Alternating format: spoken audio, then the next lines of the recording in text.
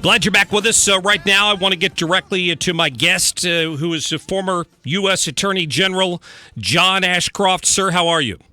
I'm very well, thank you, Mark. And the Cardinals are 1-1, so we need to get them rolling, especially against the Cubs. We need to step it up. I mean, these first two games sort of seem like playoff games, the level of excitement.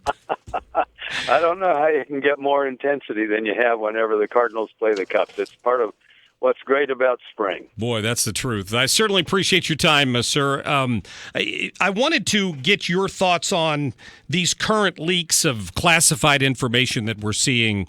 Obviously, my question relates to the Susan Rice case that's been brought up the last couple of days, but in general, I don't feel like there's a sense of urgency in Washington to get to the bottom of these leaks, which is serious.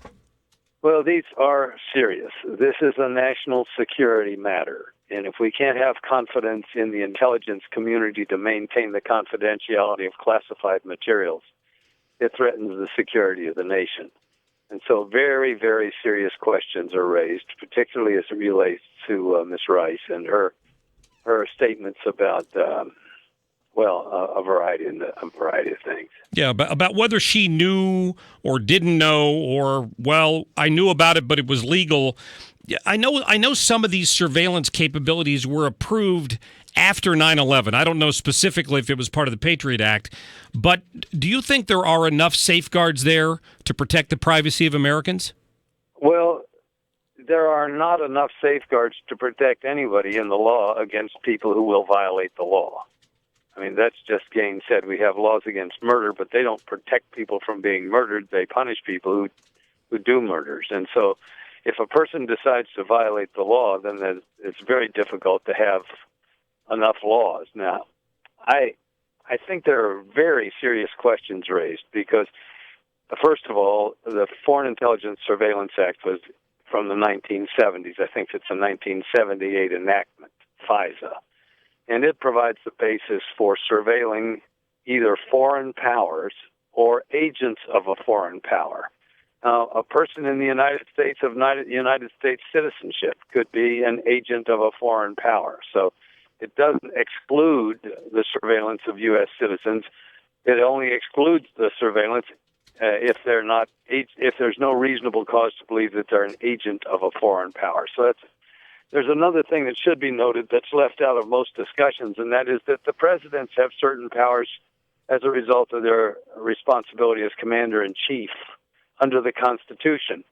And if those powers exist under the Constitution, there's very little that can be done in statutory law to amend the Constitution and deprive the president of those powers. And right. Presidents for the first couple hundred years of our nation did surveillance in the interest of national security, both in wartime and as commander-in-chief, and to conduct foreign affairs, which is another constitutional responsibility. So it's a complex area. But when you have what appears to be a substantial number of unmaskings over a consistent period of time related to a campaign, it is very, very troublesome, and I think it raises very serious questions that need answering. And so I'm quite pleased that it appears that the FBI is convening a special group to conduct an investigation here. They would have access to the right information, I believe, and that the Congress, in its oversight responsibility, to call upon individuals to provide testimony, and it should be under oath.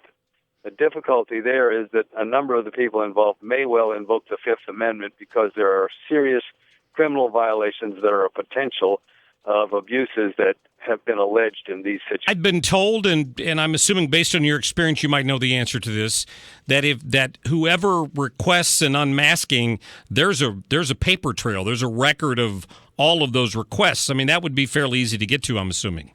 Well, indeed, if the protocols were followed and if the rules were adhered to, there would be the capacity to trace these things. The things that are most troublesome indicate that there is a continuity of requests, apparently, that's been alleged. And I don't know yet. I haven't got personal information. And about specific individuals that if they were, in fact, there was a good reason to keep wanting to unmask and keep wanting to follow their activities. Then there's a situation of a surveillance under the Foreign Intelligence Surveillance Act as agents of a foreign power. Absent that, it's very difficult to understand how you have this continuity, months-long, continuing unmasking in following this kind of conduct. And that's an explanation which I think is sorely needed, and I hope that the investigating authorities are able to come up with a satisfactory answer. Let me just add one thing. I was responsible for foreign intelligence surveillance in large measure, at least for the part from the Justice Department, for about 4 years, a little over. And there were literally thousands of foreign intelligence surveillance orders issued by the court for the surveillance of individuals, either agents of a foreign power or foreign powers. And that I don't remember. I don't, in my recollection, remember unmasking. And this unmasking, which apparently became quite common, would be a real anomaly as it relates to me. And I would think that at some point you would want to say, if you want to unmask things, you ought to have to go back to the Foreign Intelligence Surveillance Court and justify in some measure the idea that you have some continuity of unmasking reports.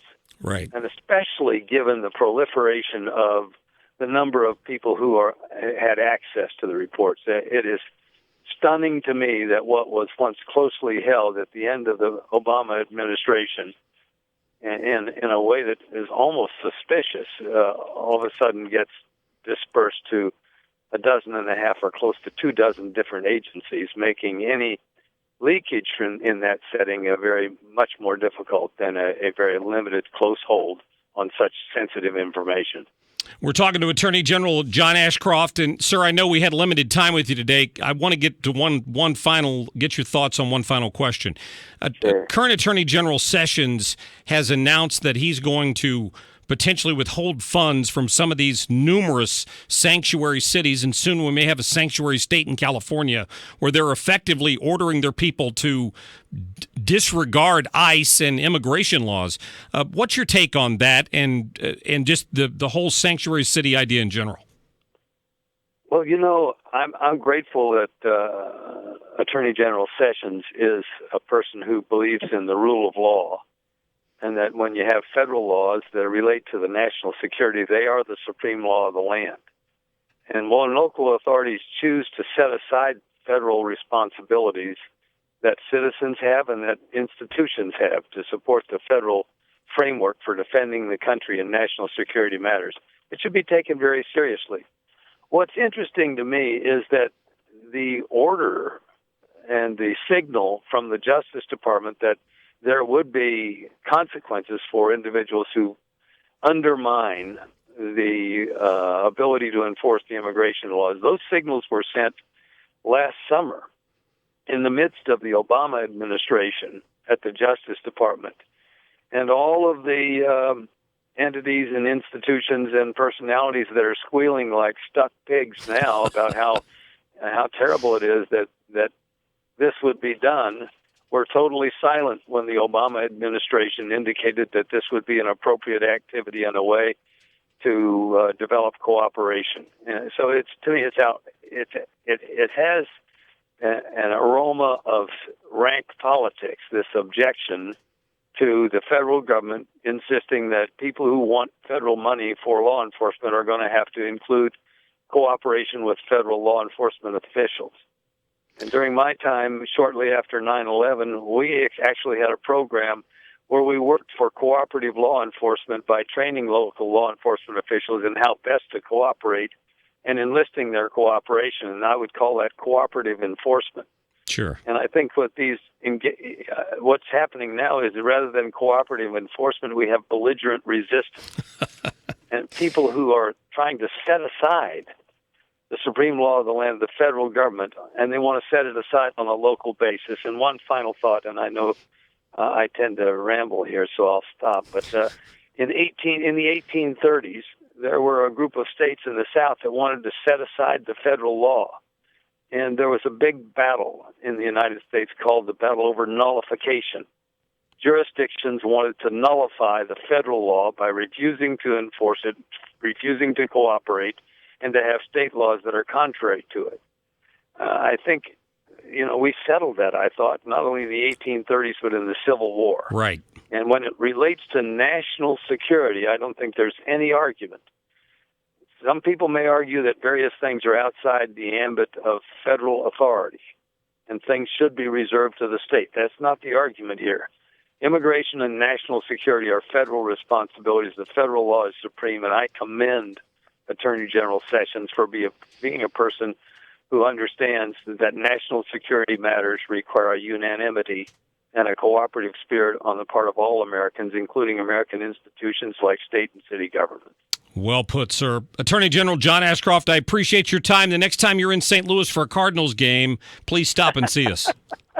Well, Mark, thank you for what you do to help the American people understand where we are as a culture, and we need for concerned citizens to be aware and to participate in making sure America survives. Sir, thanks for your time. Have a great day. Best wishes. All right. Thank you. Former Attorney General John Ashcroft. Boy, some powerful statements there, and I couldn't agree with him more. All right.